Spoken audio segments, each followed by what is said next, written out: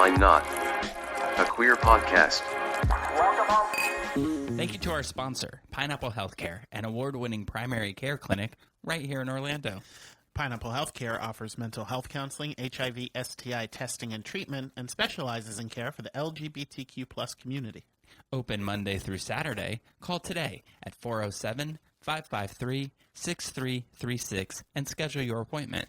Pineapple Healthcare. Better together. Hi, everybody. I'm Rick Todd. And I'm Jeremy Williams, and you're listening to Wine, Why Not? A queer podcast. episode 168.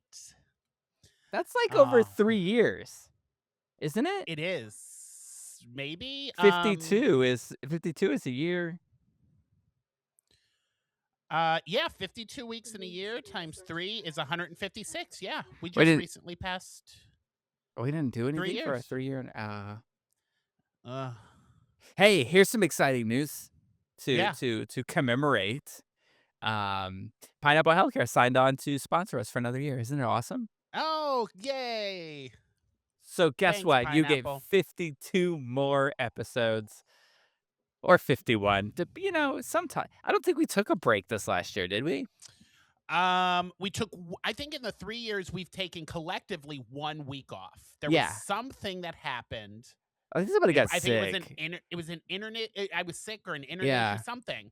But I took a short sabbatical last year during my travels to New York, Yeah, but we had guest hosts. and you had some guest hosts. Guest so I have hostesses. taken episodes off. You replaced me. This is why I am your plus one. You get vacation time. I don't. Yes, you have to keep working. Hey, so the big question. Oh, you said you had a question. Let's hear your question. Oh no. Okay, so we're episode 168. I have a list. Surprisingly, a lot of 168 facts that I found. This is a very. It's a really interesting number, actually. Yeah.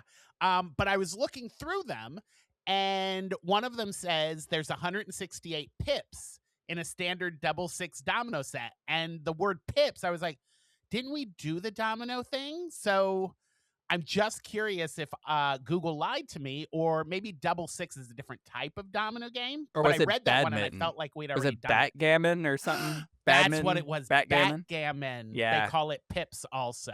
And I think Okay, that's right. Gladys Knight only had 4. She did. We were way past She had that 4 episode. pips. 4 pips. Okay, well that makes me feel better because I was like, oh, I hope these aren't all terrible. Hey, I want to get lies. into this number thing because it's what we Yes. love to do. But before we do, I Mhm. have to ask the question every episode. I specifically wear shirts now so that we can decipher whether or not this is a Florida shirt or a New York shirt. All right, so here we go. I'm going to come closer with the camera so you can see it. There's a pattern to it. So there's the shirt. And then this is a little bit from a distance. Yeah. What do we think? Florida or New York? That's a Florida shirt. I wanted it to be a New York shirt. I like the I'm color. gonna- It's weird because I think you're gonna have a lot of Florida shirts because you have a very specific style on your shirts. I want you to know I went through my closet since we started this, and 3/4 of I just designated as Florida. Yeah. The rest of I was gonna wear this like yellow Hawaiian shirt as a joke and be like, "What do you think?" But no, these are ones that I really consider. Like when I see this, I rarely wear this because I see the pattern up close when I'm in my closet and I don't like it. But when you look at it from a distance, I don't hate it. Yeah. So I'll be now honest. the question is it Florida or is it donate? Oh no, it's a good Florida shirt. All right. Keep it down there. But it's good to wear down there. No. Jeremy's will like, you know say- what, Rick? Just come to Macy's and buy a whole new wardrobe when you get here. Hey. Uggs does have a fine collection of apparel as well as fine boots, sandals, and slippers. Do I get your Macy's Um, discount? I know you have something to say. We'll get to it. I keep interrupting Sure. with questions. Sure. And I was going to say, I feel like I'm qualified enough because I've been working at Macy's for about 8 months now or whatever. And I've seen a fair amount of locals and tourists come in. And I got to say, the new, quote unquote, the New York style, solid colors. Yeah. Anybody, you can tell when they come in, if they've got patterns on, 99 out of 100 times they're visiting from out of town. New Yorkers love variety of colors, but they love their solid colors. So You they can't find anything with prints on them. so like yellows and pinks are okay, just solid. Yeah, just solid. Because I do have all of my like navy blues and grays and blacks all ready to go.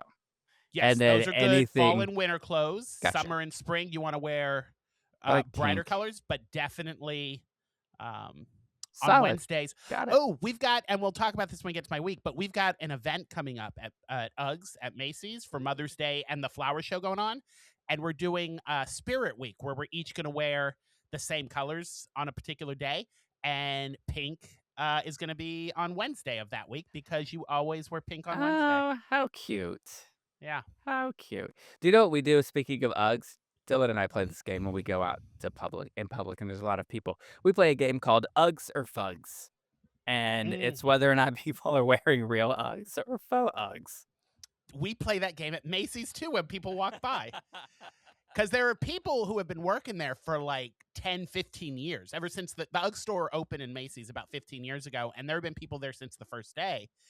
And the management has, who management team has come in has worked at various other Ugg stores.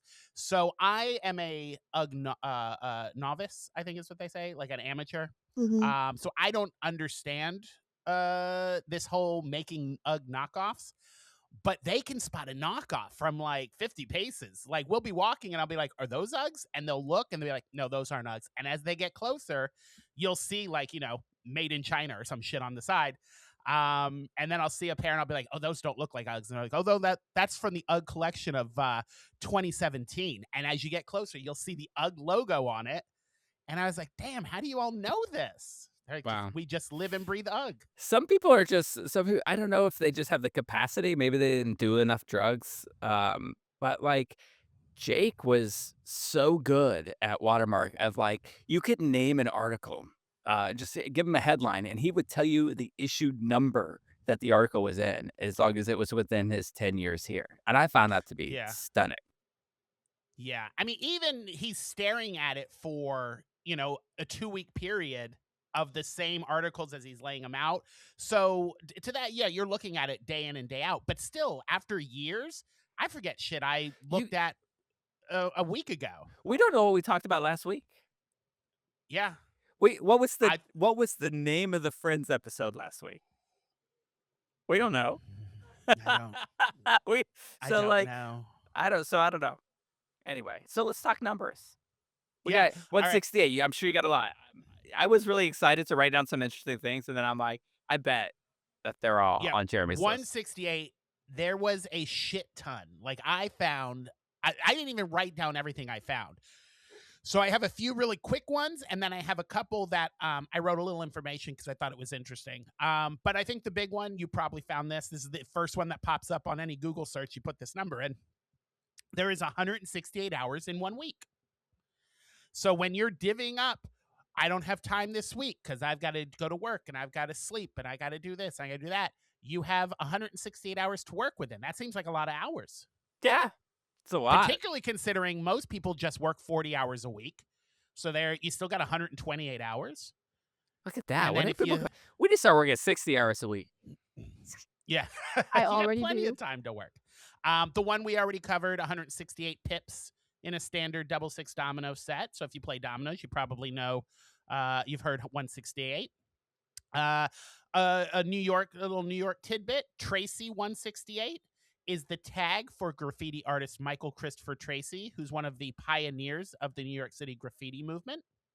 So if you're into street art, you probably know Tracy 168. There's a couple of shows that ended their run after 168 episodes. Hogan's Heroes, the Mary Tyler Moore Show. Did you ever watch Hogan's Heroes? I didn't. My dad was a huge fan of Hogan's Heroes. So I'd catch it on reruns when I was a kid. It's just something very odd about taking the tragedies of World War II and turning it into a sitcom. Really never sat well with me, but my father loves that show. But it was on when he was a kid, so he would watch it. Is your father German ancestry? A little bit, actually. All right. But he was also a hippie, so. And he met my mother in a gay bar, so he's okay in our book. And then one, I know you probably watched this show, ran 168 episodes, The Practice. You remember that show? You know what? It was before my lawyer fetish, and Really? before I had any appreciation for Dylan McDermott. Interesting. Did you watch Boston Legal? No. Oh, I watched a little bit of The Practice, but Boston Legal was a spin-off from that because James Spader did a stint on The Practice and then spun off, and it's James Spader, William Shatner, and Candice Bergen. Yeah. It is one of the best lawyer shows I've ever I seen. You should go find it and Nah, watch I it. can't. First of all, like, I just can't, with Why? James Spader. I don't know why. You It's hate James Spader? he looks like his characters always seem like somebody who spent, like, 1 day too many in the Epstein Island. Like, there's just Aw, something don't say about that about James no, Spader. not him, his I character. love James I very Spader specifically said his characters. to I avoid legal I've battles. made a point to say, I And don't I'll tell know you what, him at he's all. a very good lawyer I just if don't know, Boston like, Legal has his anything to say about it. characters always creep me out, so, Oh, you I know. love James Spader. And then I in have this, never William seen him in a Shatner bad looks role. like a I don't know, like somebody put a little too much sausage in the skin, you know what I'm saying? He looked a Do you call little him fat? No, it's just, like, You call William Shatner fat. no, like, his Um, skin wasn't the right size for his body. isn't he like in his 90s now? He He's up might there. be. Yeah, he is. Yeah. Here's another Hollywood little Now tidbit for you. TJ Hooker, William Shatner, that's a show I watched forever. I've seen a couple of. I do not care for that show. Mm. That is like cheesy 80s. Desi Too much Arnaz was that 80s Desi cheese. Arnaz Jr. wins in that or something? Or something junior. Maybe I know it's Heather Locklear What's his and name? William Shatner.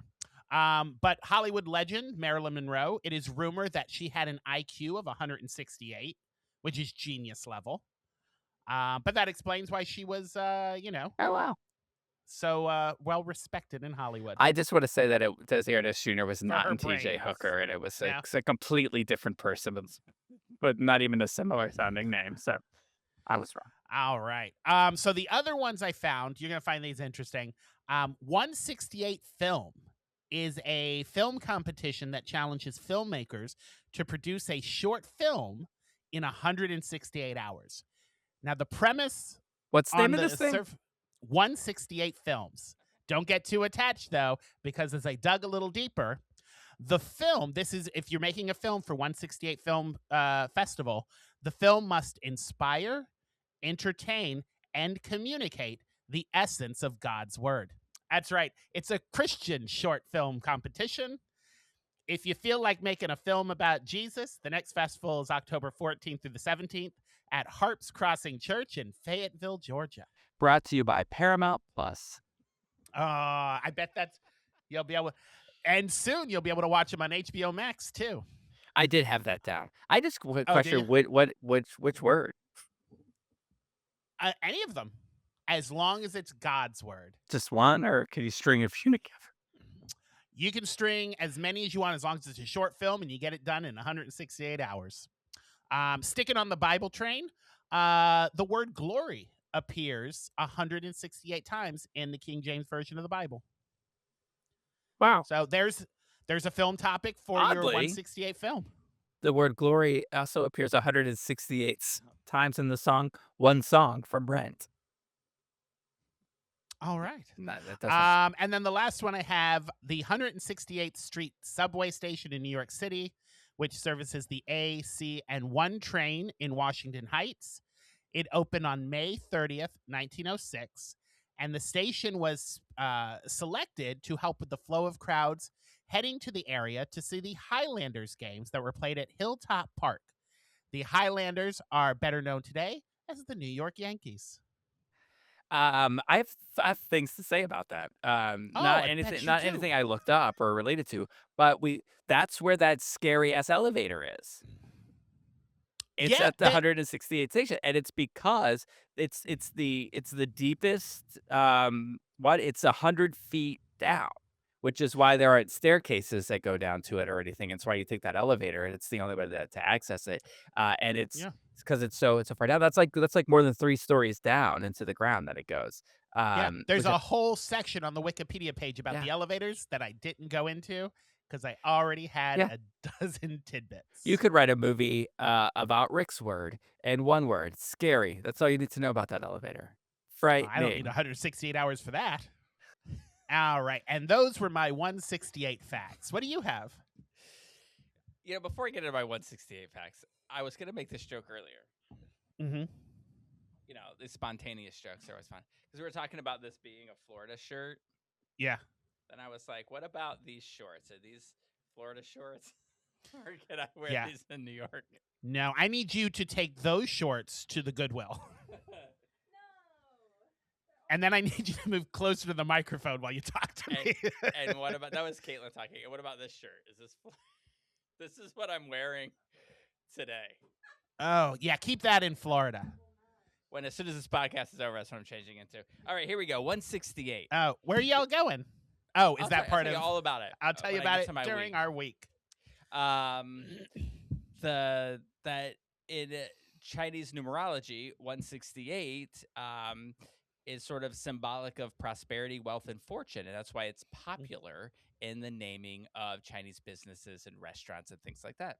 I did read that, yes. Yeah, and then what because you were saying something about that, about 168 being the number of hours in a week. There is an app called 168 that you can download, and it helps you with time management. Oh, I might download that.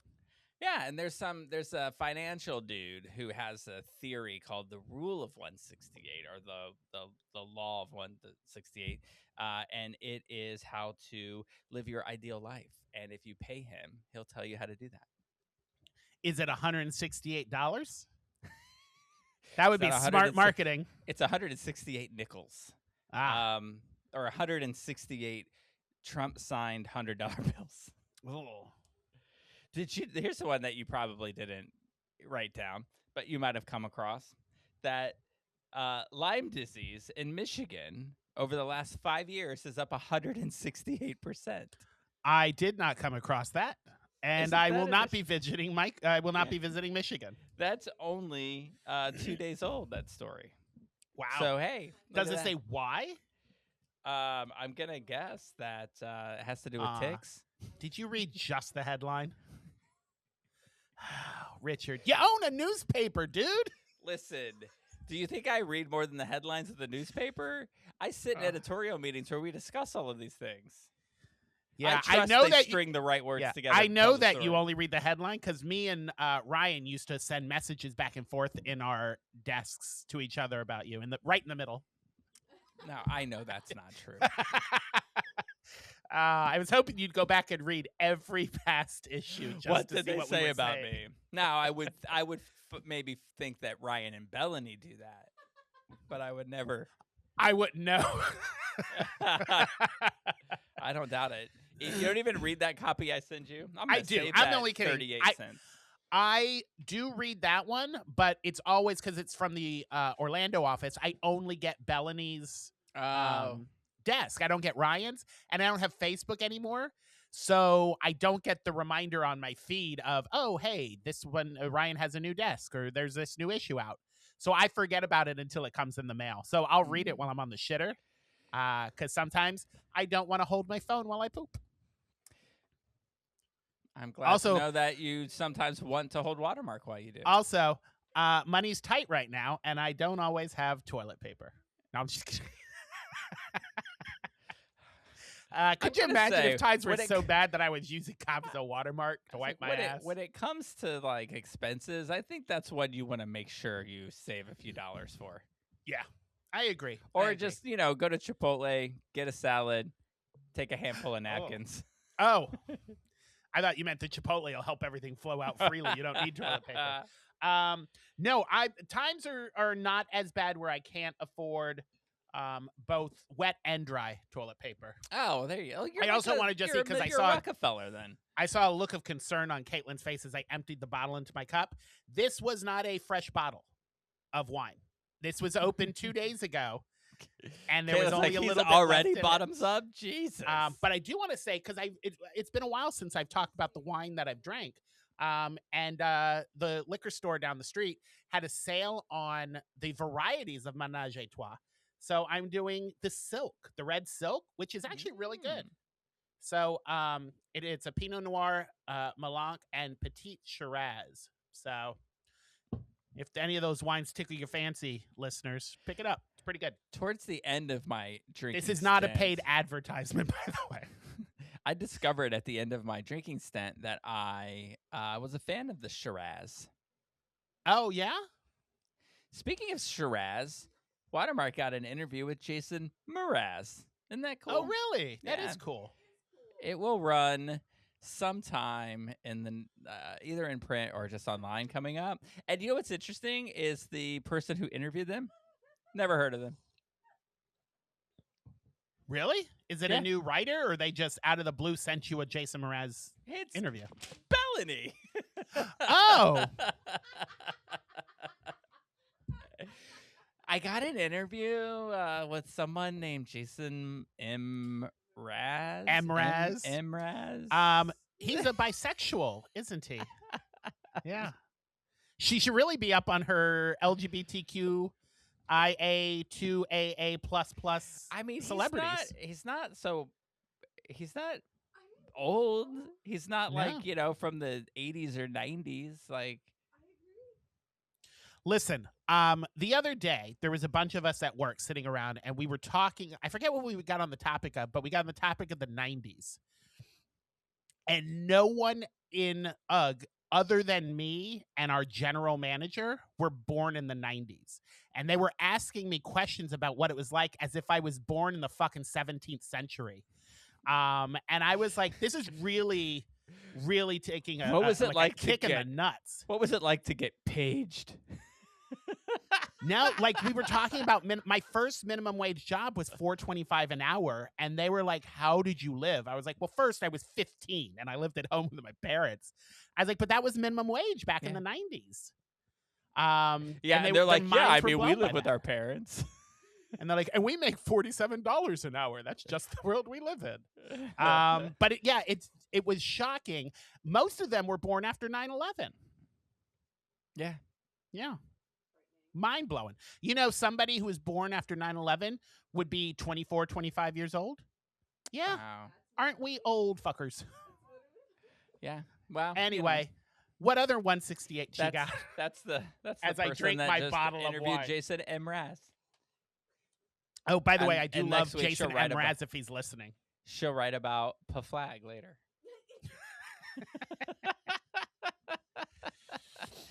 All right, 168th episode of Friends. Okay, so last week was the vows, right?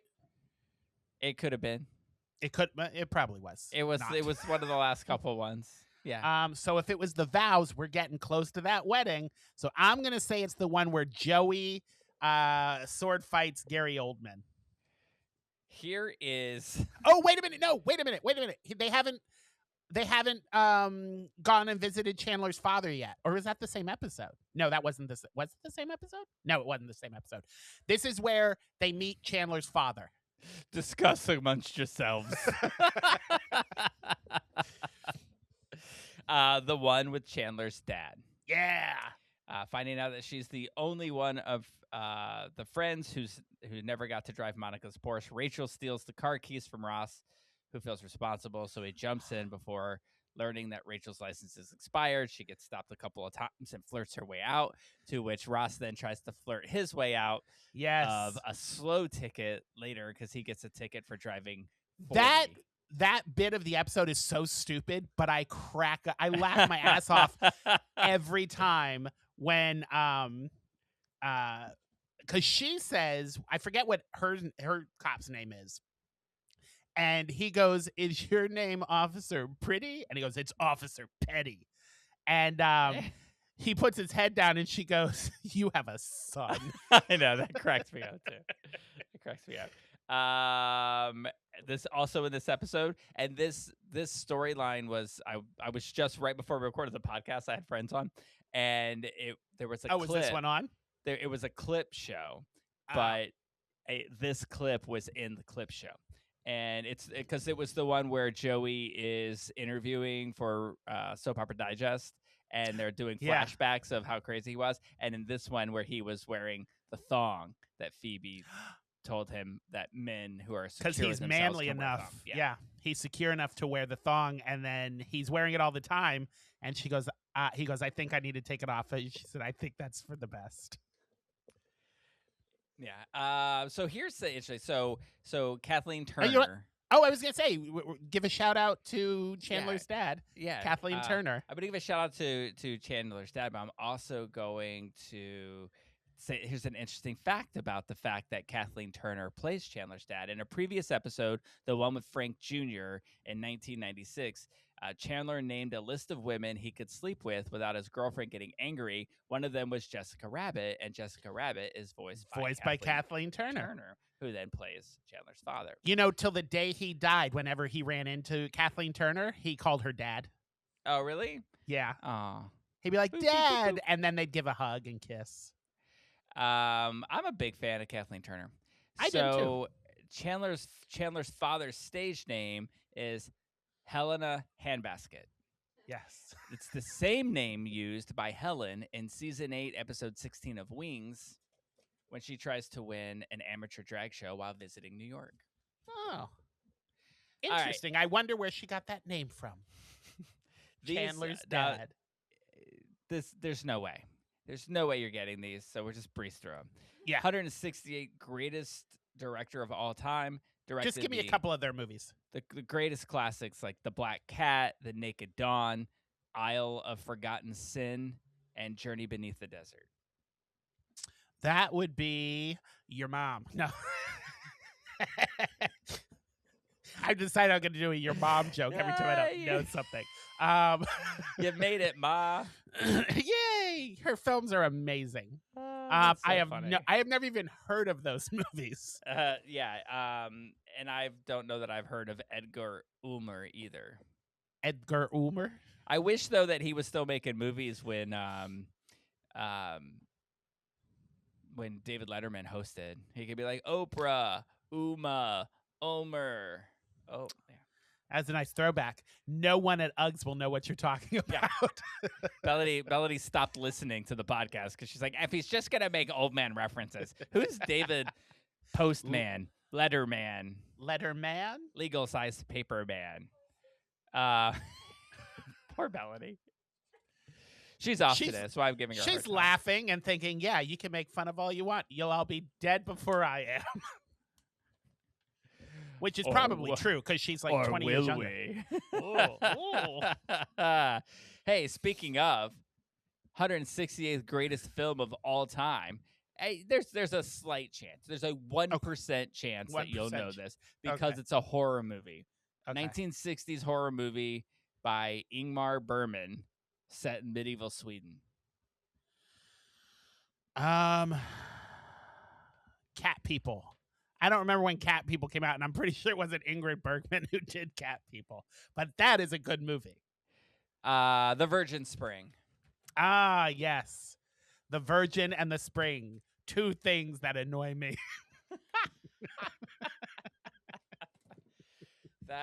That's my 168. Boy, wasn't that an interesting Beautiful. number? Aren't you glad you all hung in there? That was a long...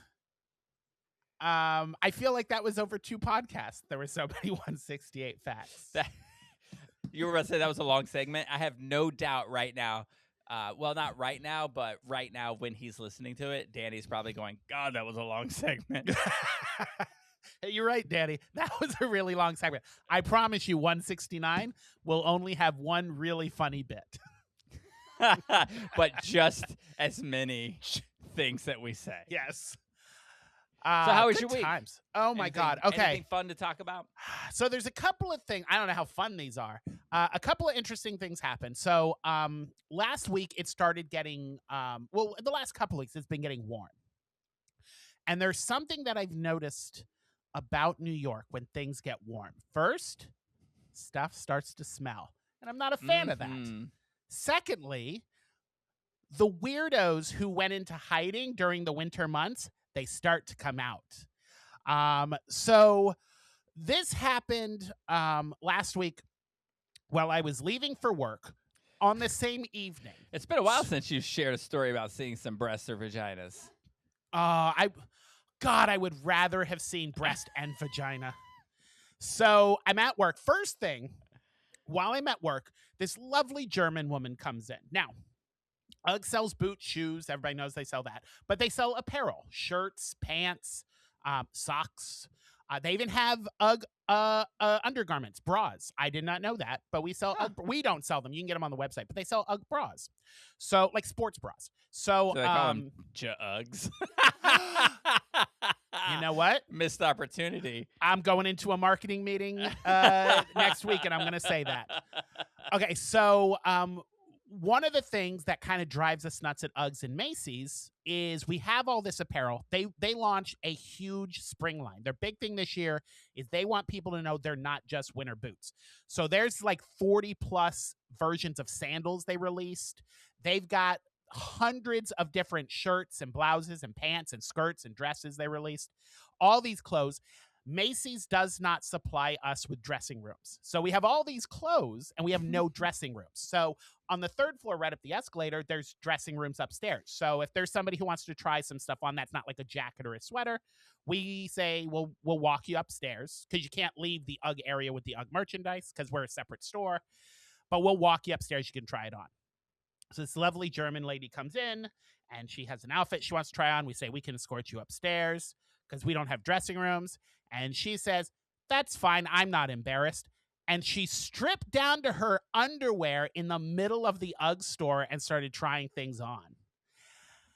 Now, this happened. There were 3 of us working that day, 1 female, me, and another male. So me and the male are standing right in front of her when she drops trow. And we both just turned at the exact same time and just started looking up at the sky like, holy shit, this lady's stripping naked. And she's like, yeah, I like these shorts very much. And then she drops them and she goes, I will try the skirt now. And I look at my female coworker. I was like, you're going to need to go get her that skirt because I and my friend here are not going to be helping her because that just seems like trouble waiting to happen. I don't need a Macy's security person coming over and watching me handle a half-naked woman. So that happened at work. She's stripping naked and walking around Uggs. But until you gave the accent, I had pictured in my mind that it was not going to be like, like a Christy Brinkley, that it was going to be more like a throw mama from the train. Oh, I mean, I'm not embarrassed. Somewhere in between. But she definitely sounded like the pigs from Shrek. I love their accents, but she sounded like the pig from Shrek. So I dealt with that. So after work, we close up and I go and I get on the train to go home and I'm standing. I always stand with my back at the door so I can get off the train easy on my stop. And I'm playing on my phone and we're waiting for the train. And you've been in New York, so you know that sometimes the train stops you get on and then it sits there for a minute. Yeah. And with the doors open. So we're just sitting with the doors open, waiting for the train to go. And this guy, I mean, I felt so bad for him, but he walked in. He was obviously homeless. He had sweatpants on and he had one leg of his sweatpants pulled up over his knee. And his calf was swollen to 4 times the size of his other leg. Like just a massive blue and purple swollen leg, which is bad enough, but it also had open wounds on it. Ugh. And was actively pussing and leaking blood. And I went up against the door because I was at the closed side of the subway and I pressed my body up against the door, pleading with whatever God would listen that he didn't come near me and that if he did walk by me, that the pulsating sores didn't pop. Because I was like, if this shit gets on me, I will kill myself right now. I can't survive. I can't live. I'm surprised. Like, in my mind, you would be like, this would be you. No. Just like yelling at him to get off the subway. Yeah, I'm not rude. No, I just also, like... I'm not Tiny Tim with a little ukulele. Are you anyway. Sure? Okay. So tell me if I'm wrong here. If the guy had walked on to the subway, if he had just been wearing sweatpants, gray sweatpants, Mm-hmm. the kind that you can tell they're gray sweatpants. Sure, One leg yeah. pulled up, but was like jacked and ripped and beautiful that you wouldn't have pressed yourself up against the door and been like, No, I'd have said, sir, I need you to be respectful of everyone on this train and take them pants off now. you would have been like, please God, make him walk by me, make him bump into me. Yes. Okay. Yes, I would. I'm sorry if I'm human, and I wouldn't mind if the hot guy walked by me, but this guy's leg was an entity of all its own, and Nobody he was wants to like get pussed dragging on. it behind him, and I'm thinking, this is patient zero. This is how the zombie apocalypse starts in New York City, and I am on the train, and if the ooze gets on me, I'll become a zombie. So I'm like pressed up against the door, and he walks by me. And as he's moving past me, I was like, oh, okay, he's not going to stand near me. He's going to go to the other end of the train. A gentleman, and he's a tourist. He gets up and he taps the guy on his shoulder, and he goes, hey, sir, I just bought this, but I want you to have it. And hands him a candy bar. Like, dude, I don't think he needs a candy bar. I was He really needs a hoping it fucking was going to be doctor. a pair of jugs. Well, I mean, don't you call it? The what, jugs? A jugs. One jugs. What are Puts you a talking pair about? of jugs in containment. She said, oh, I forget. You can't hear her. I'm sorry. Do you mean jugs like tits? No, that's the jugs joke. Oh, that Jugs. jugs. I was hoping he would say, I just bought these and handed him a jugs. You didn't do the pause. I know. You need to pause between the J and the Uggs. There's a space I thought you were talking about his between boobs. the J and the Uggs. So he hands him a candy bar, like that's gonna fucking do anything. But he was like, "Oh, he's homeless. He's probably hungry. Will fix it." I'm gonna imagine that probably unhealthy eating is helping contribute to this issue. Whatever it was, we get going. Now there's I have to go 2 stops for my train. We go 1 stop. I got the fuck off that train, and I was like, you know what? I'll wait for the next one. And I let that train go, do whatever the fucking train was gonna do, and I got on the next one. I would much rather wait at the subway stop for another train than to be on that train and that leg explode. Is this a normal work week day, like Monday Yeah. through Friday? So it's only like a couple of minutes. Yeah, I I waited a discovered couple something minutes, on the weekends. Those fucking trains, they can go 10 minutes Yeah. before another train comes along. Fuck Now, the that's trains. annoying. The buses, they run like every 5 minutes or so during the week. During the weekend, most of the buses are every 30 minutes. So if you miss a bus, you're waiting around for a half hour. You might as well go fucking get dinner while you wait. Right? Come Anyway, on, so New York. I finally get on my train and I get to my stop and I'm walking home and I was like, thank God that the trouble is behind me. And like I said, it's a nice warm evening. I'm walking and there's a guy walking towards me and he's walking his dog. He too is wearing sweats. Apparently that's the costume for New York City during the spring. And he's got his hand down his pants. And at first I thought he was jerking off while he walked his dog, but he was just going to town scratching his balls. Like just really getting in there. And I was like, I don't know if you got crabs or psoriasis, but you're fucking going to town.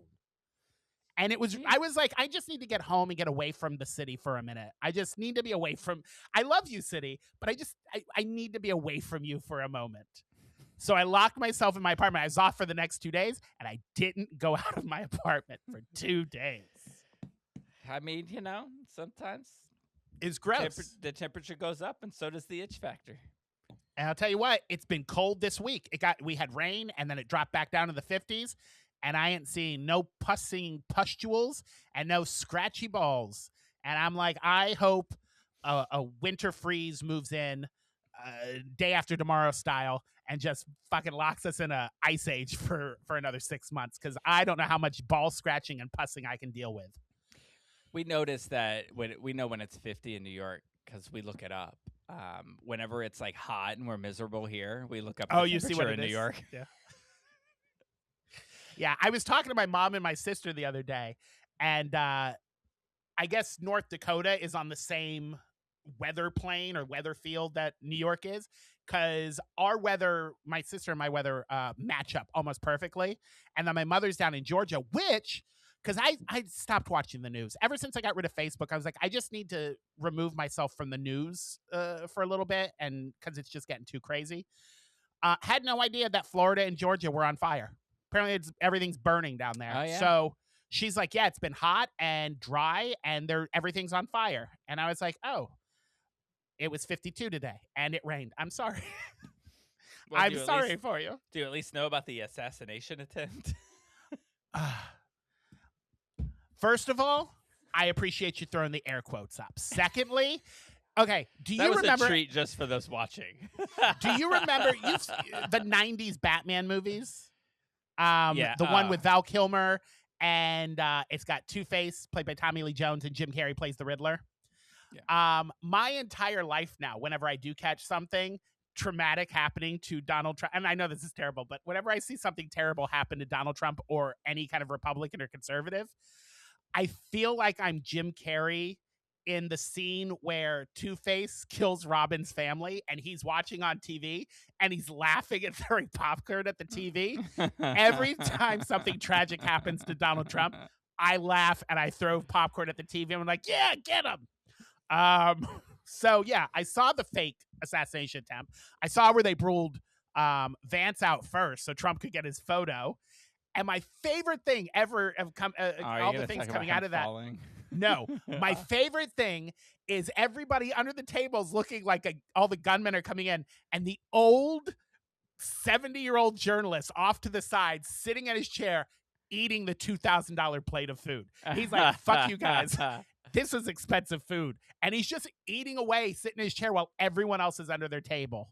And I was like, that would totally be me, because $2,000 a plate for that dinner. Well, I'm sure that guy didn't pay for it. I'm sure Watermark did. Well, I'm saying, That's why Melody's off today. We sent her there. What if he's the publisher? What if he's like, fuck, I paid for this table. He paid for all of it. Yeah. I would definitely. But then there were journalists taking bottles of anything champagne and happens wine at off the table because they didn't even have the dinner. It was amazing. Anything happens at that center thing on May 29th, where it's that lunch and awards thing, I'm going to sit there and eat everybody's food. That's not true. I'll eat 2 bites of it, and then I'll be like, I'm going to throw up. He's like, no, my shot. No, I've been shot. I've been shot. And now I can't eat. Look, no joke, last night I ate four pretzel crisps, and I got sick. I was like, but that's because of what I had earlier. But I'll tell you all. My buddy Jonathan at work. Oh wait, I got a couple more. Okay, my buddy Jonathan at work. Speaking of which, how you ate 4 pretzel crisps, told me about this Korean barbecue place over near work, because I had an hour lunch. I think it was yesterday. Yesterday I had an hour lunch, so that's a little more time that I can go out and actually get something instead of bringing something. So he goes, "There's this really good Korean barbecue place." So I went, and everything looks so delicious. So I felt like one of those little influencers, like, come with me while I get the chicken barbecue. And I got a little of everything because everything looked so good.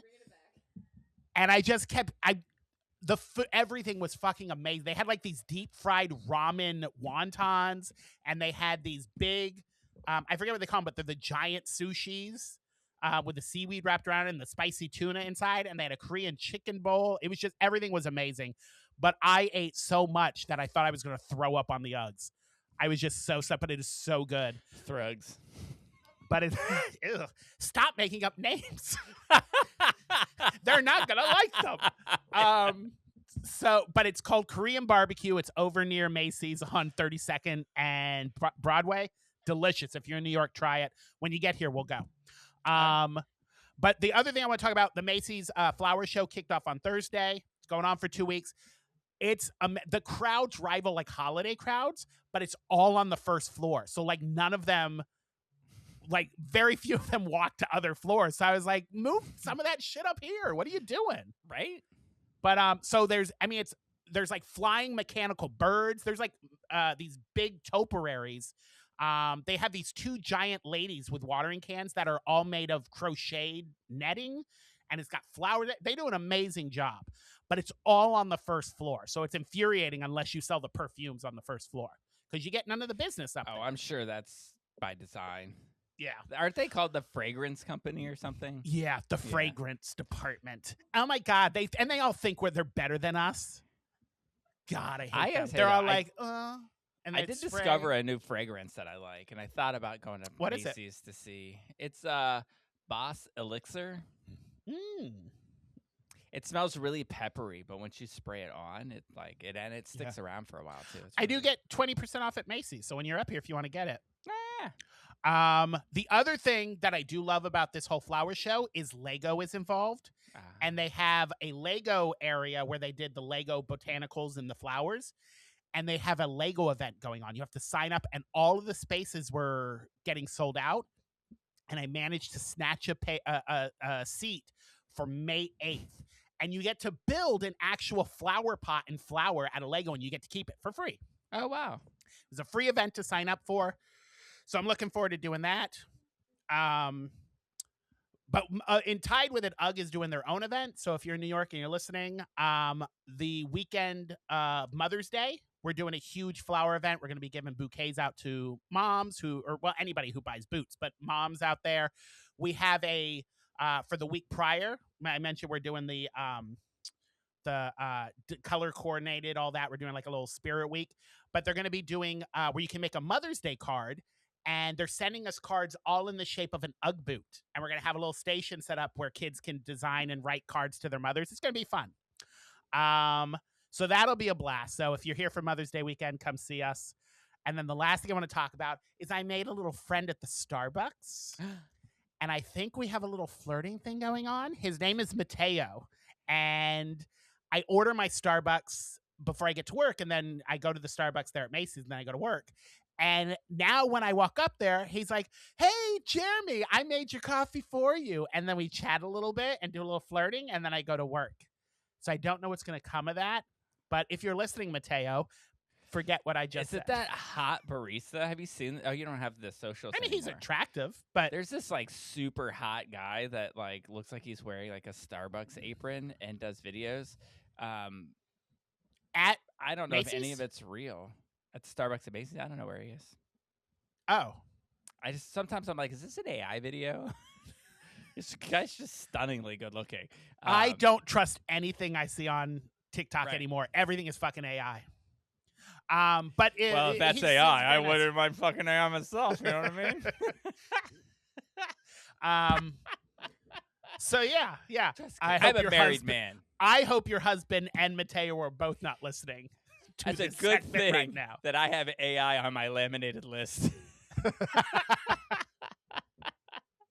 I'm well, allowed shout to out be with Mateo. AI. But yeah, Mateo, super I like nice. So we'll tea, see how that English goes. breakfast tea with Splenda and cream. I'll be there in about a month. My God, don't take advantage of my Mateo. I'm gonna take advantage of your 20% discount. I'm just gonna stop and get a coffee from Mateo. I do get 20% off at Starbucks too. And it's weird because when I walk up to the counter before Mateo, I started using the app and Mateo started making my order. But they would ring me up and they're like, "And you're a Macy's employee?"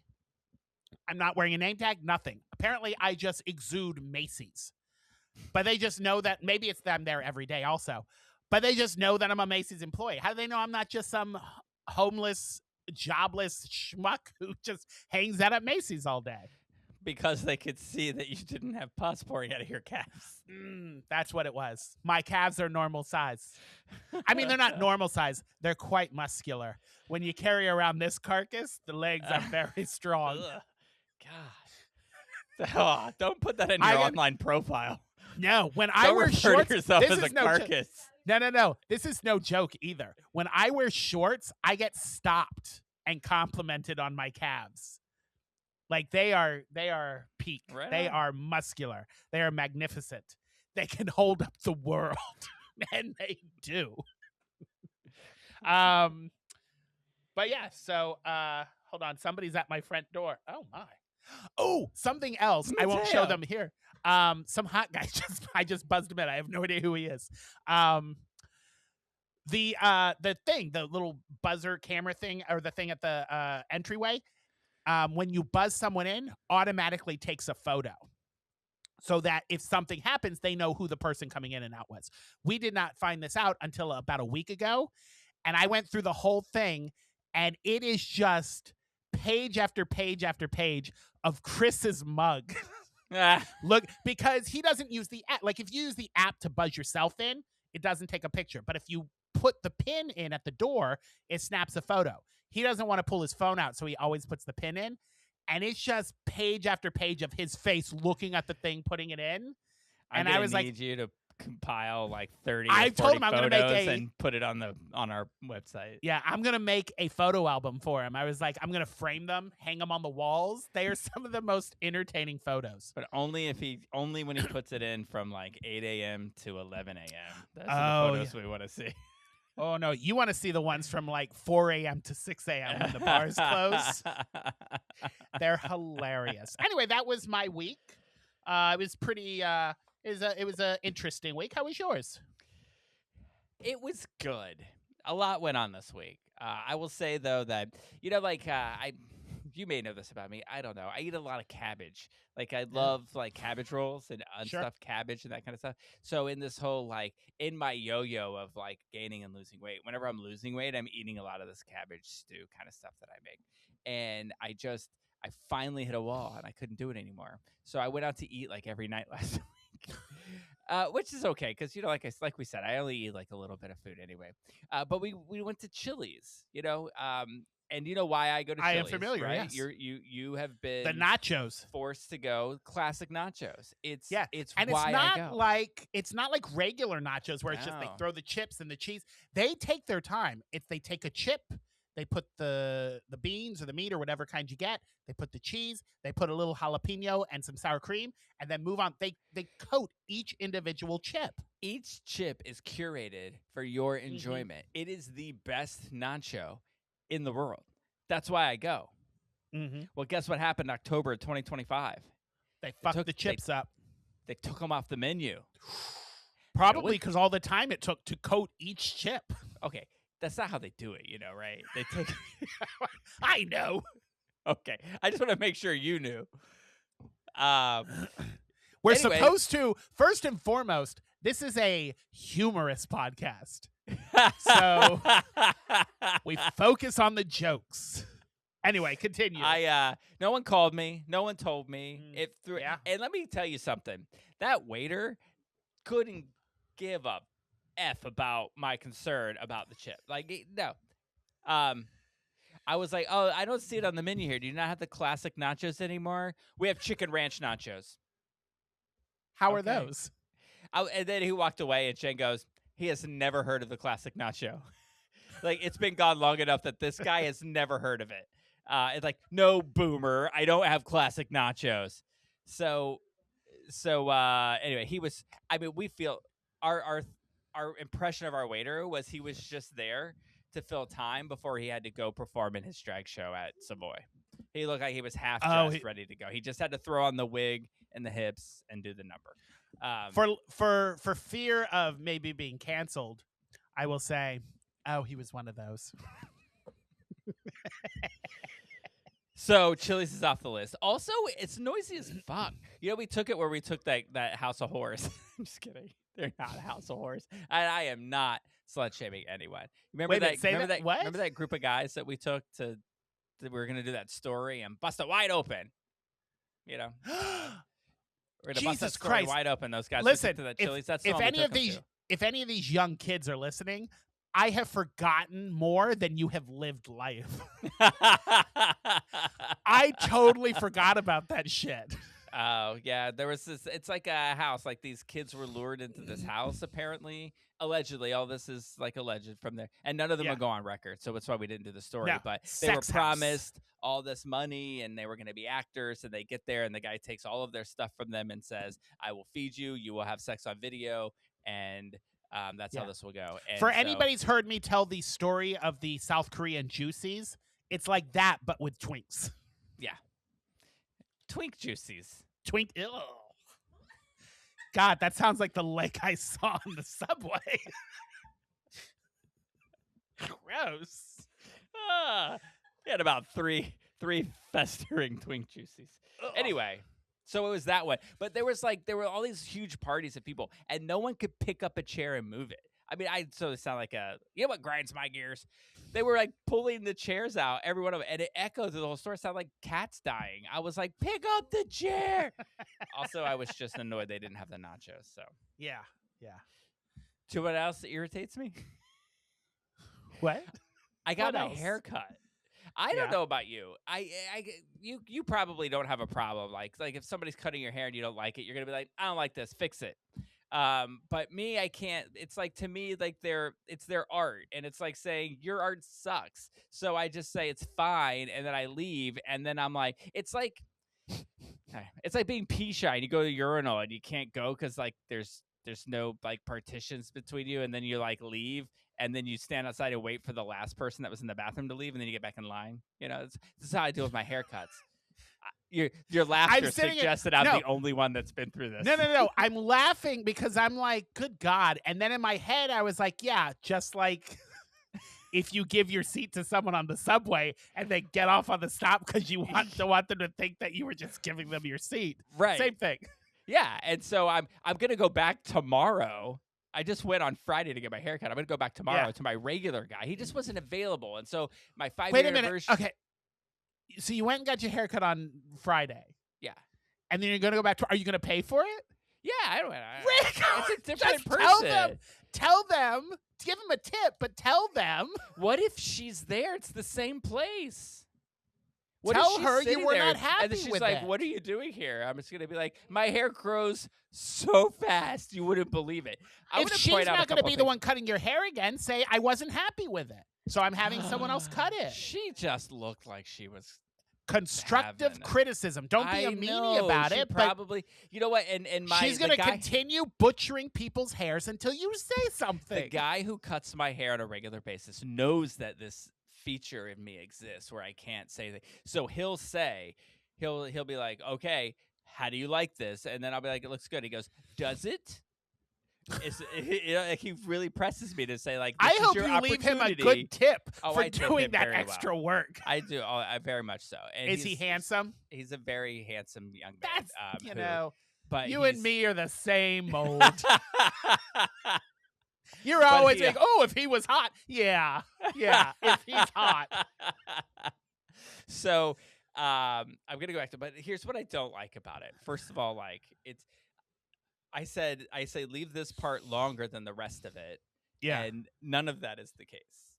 It is longer here. Hold on, wait a minute. I'm so old. I got to make your picture bigger. Hold on. Oh. Okay. Show me the hair again. I'm going to point out everything I hate about it. It's like this part is really short, but all of this is long. So it looks like I'm trying to push it forward to cover up the hairline. It does look shorter than you normally get it. And I hate it, right? So then also, what's this? What's this right here? Yeah. For those who are just listening and not watching, his forehead is massive. I look like fucking Queen Elizabeth right now. It's like it's just cut further back than you normally get it. Yeah, it's a little much. Why? Anyway, I'm going to go and get it fixed. But I just had to do it because tomorrow, actually, if you're listening to this when it comes out, yesterday, I was a celebrity bartender for a fundraiser for the center. Are we? Good God, not being there, all these events happen, and I don't give it a second thought. Yeah, celebrity bartender already? Yeah. Pride Prom. That was an event. Do you know who was prom king? Who? Scott Mina. Who? The guy with the suit and the sash from The Land. The theater guy. I'm going to have to see a photo. Oh, the theater guy. I know that name. Okay.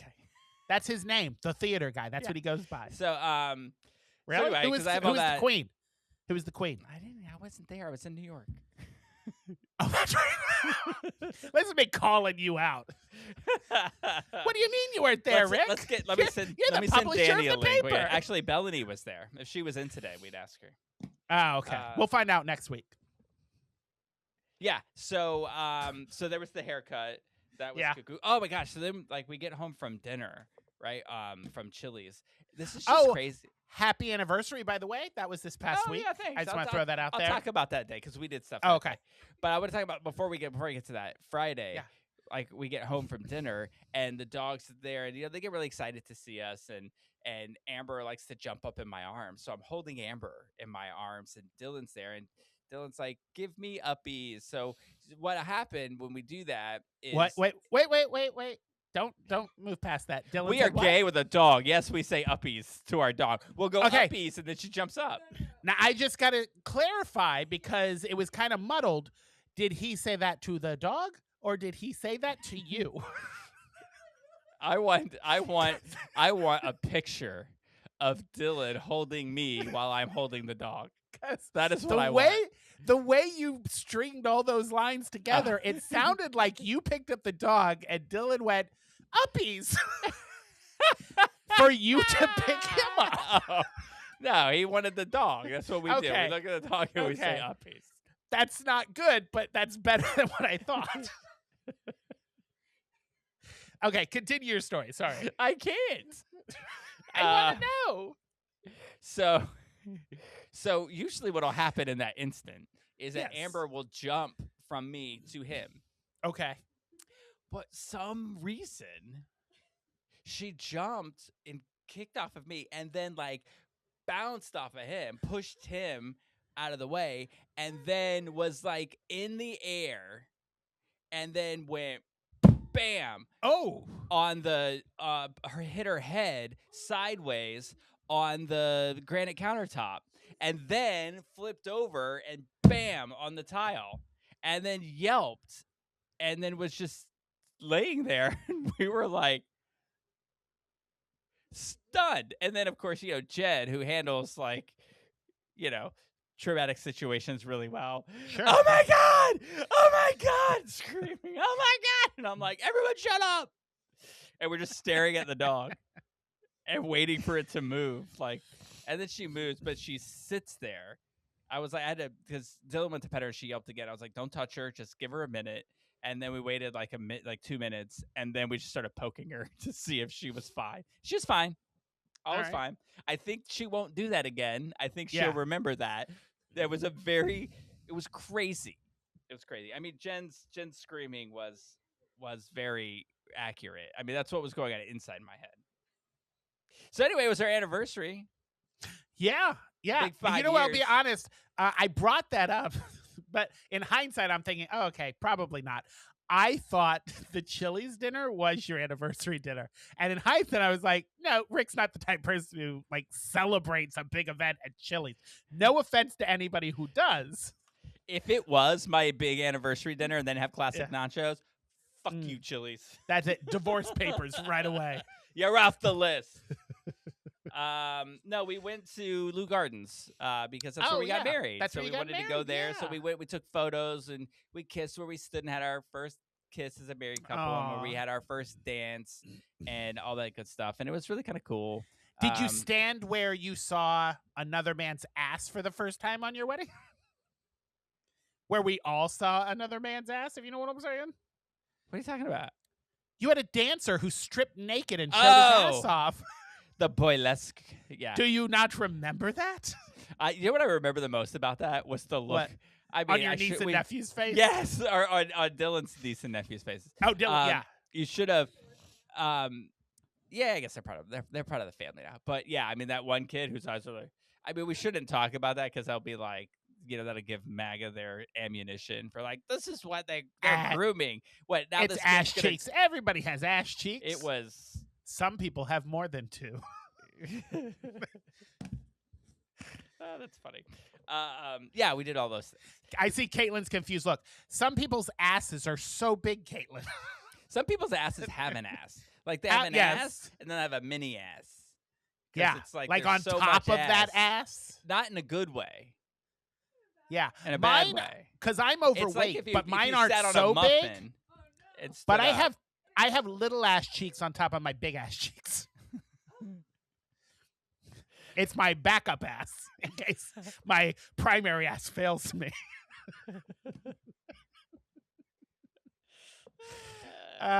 Anyway, It's this little ass your that says what he anniversary? bottoms. You'll have to get through me first. It's a security measure. I don't know that could be a clip, but that's some funny shit. All right, so then we went to dinner. So Yes. Dylan found this like wine bar tapas restaurant thing in downtown that he wanted to try out. So we went there, and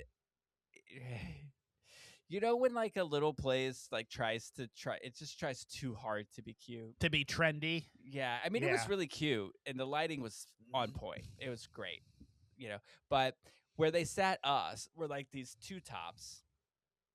There was one here and one here, and where Dylan sat was a long couch. So he's on Okay. one end of the couch, and a stranger is on the other end of the couch, sitting at this thing. So it automatically felt like we were intruding on their night, even though there Yeah. was space between us. Plus, she had her shoes off, had her legs crossed, Ew. and pointed towards him. So her feet were like real close to him and his eating. And so it was just weird. But the food was really good. We just, because we have to order just appetizers and share them because we can't eat a whole meal of anything. So we ordered this mushroom pate. Really good. Really good. And then we ordered this like cheese board, which has some really good cheeses and stuff on it. That was all very good. And we got a little thing of marinated olives to go with it. Delicious. But we also ordered the sounds good. risotto. Now, I didn't read what the risotto was. I just know that every time I've had risotto, I love it. So let's order the risotto. Yeah. So what do they call it? Is it arancini or something? Is that like when it's like a risotto, but then it's like breaded and fried, and it's like a fried ball of risotto? That's kind of what they did with the ramen wontons that I had at that barbecue place. It was like deep fried ramen on the outside, soft ramen on the inside, like that. Yeah. I mean, with risotto. Yeah, with like risotto. So then they has these three. This is how they bring it out. Like 2 hours later. Now, we were finished with everything, and we're just sitting around forever. Like, where the feet lady left.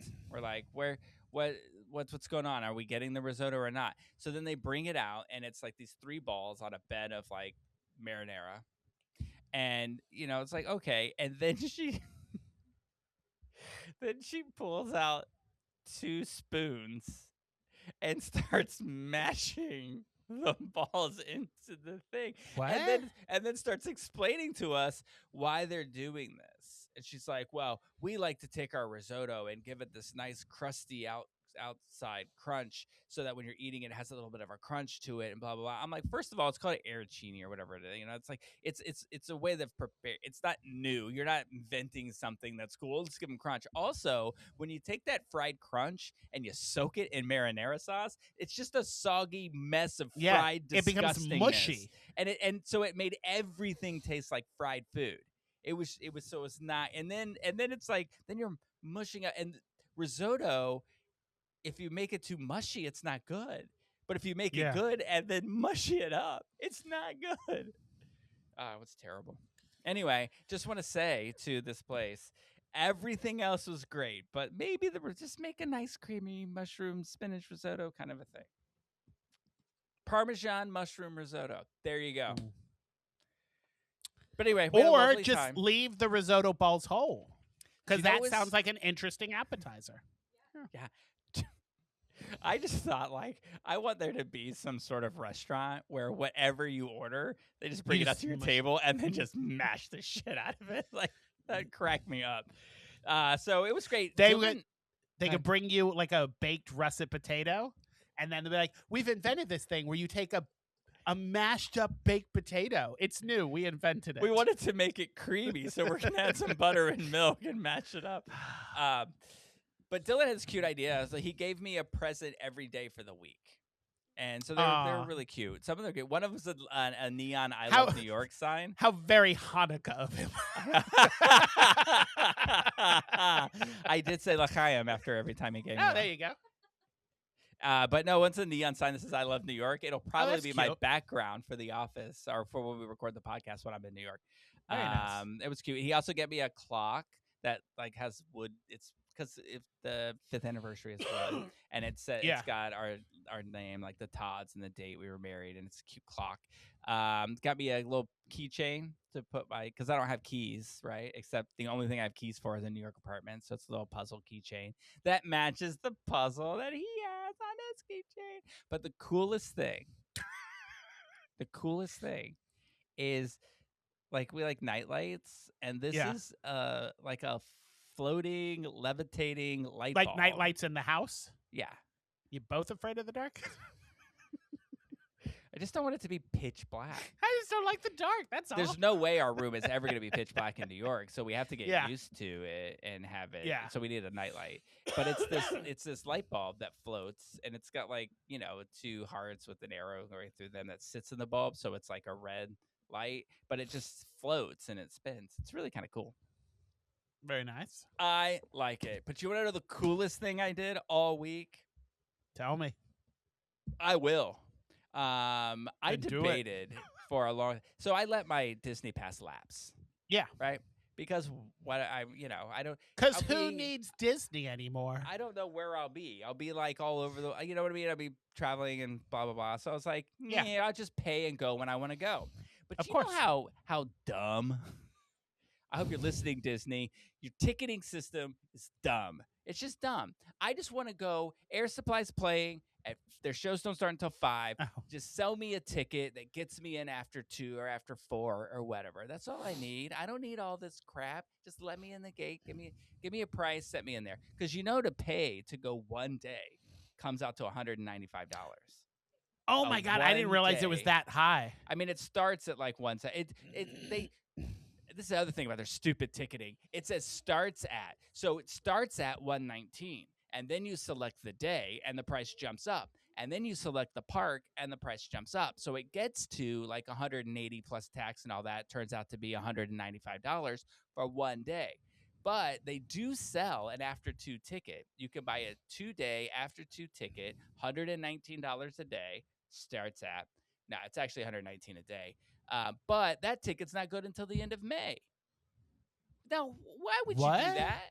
What is this stupidity? It's stupid. Or it's genius. Because what I ended up doing was renewing my fucking pass. Because Oh, I'm like, jeez. because I was like, look, I got a lower pass. It's $40 less a month, so it's $82 a month. And there's only 3 weeks that I can't go. I can't, and not even 3 weeks. It's Wednesday, Thursday, Friday, Saturday of Thanksgiving. Just those 4 days. And then the week of Christmas and the week of New Year's. Fine by me. So it's only 80-something bucks. Saves a bunch of money. Sure. So I And I did it. imagine you'll be here in New York for Christmas and New Year's, right? Hey, I mean, my family's in Orlando. Yeah, I but am- I New mean- York is in New York. Yeah, but I'm splitting time. So, I mean, I'll be everywhere all the time, right? So, But this is concrete jungle where dreams are made of. yeah, and it'll be there the day after Christmas. Will it? I don't know. Will it? I don't know what Mandani has done today. So anyway, I have the pass. So we went to Air Supply last night.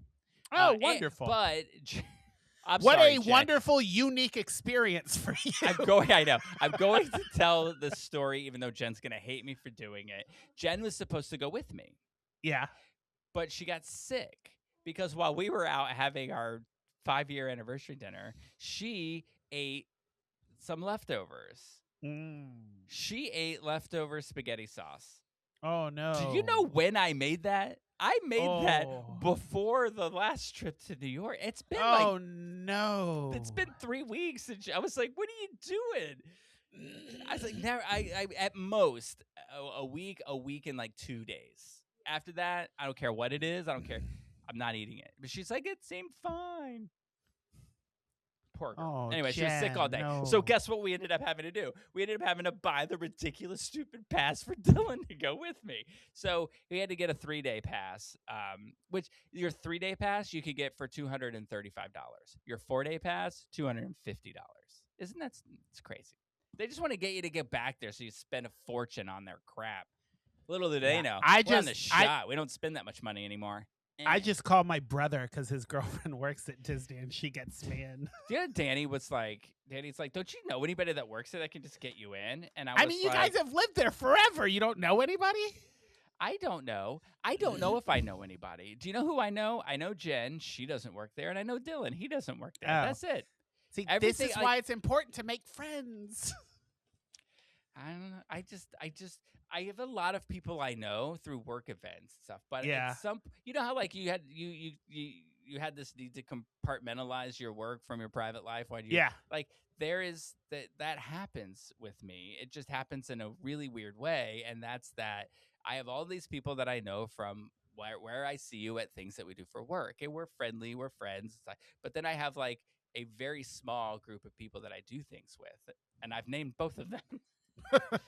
So, anyway, yeah, going tonight because tonight's their night again.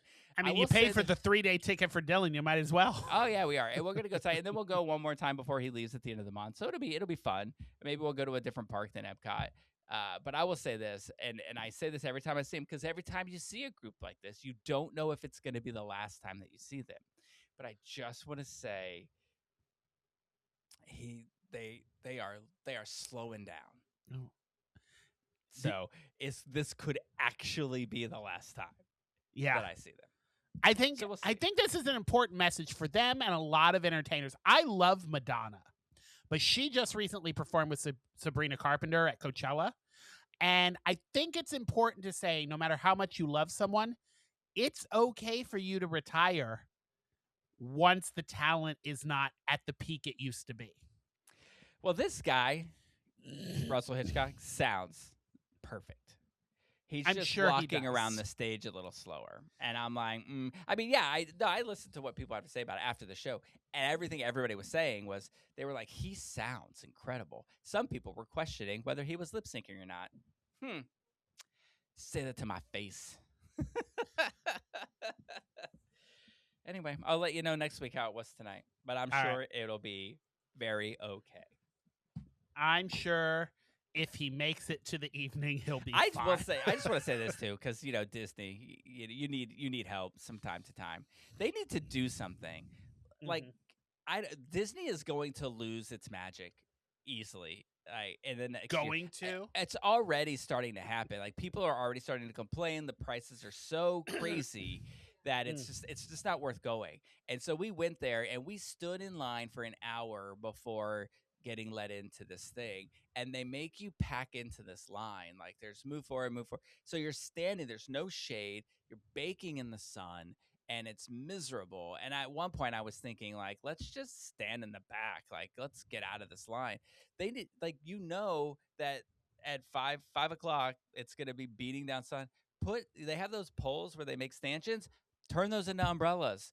Make some shade. You've got it. Like, it's only getting hotter and more miserable. And if you want people to still come there and enjoy it, figure it out. Make it an enjoyable experience. But the people who work there are getting miserable. The people who are going there are getting miserable. They're like yelling at each other.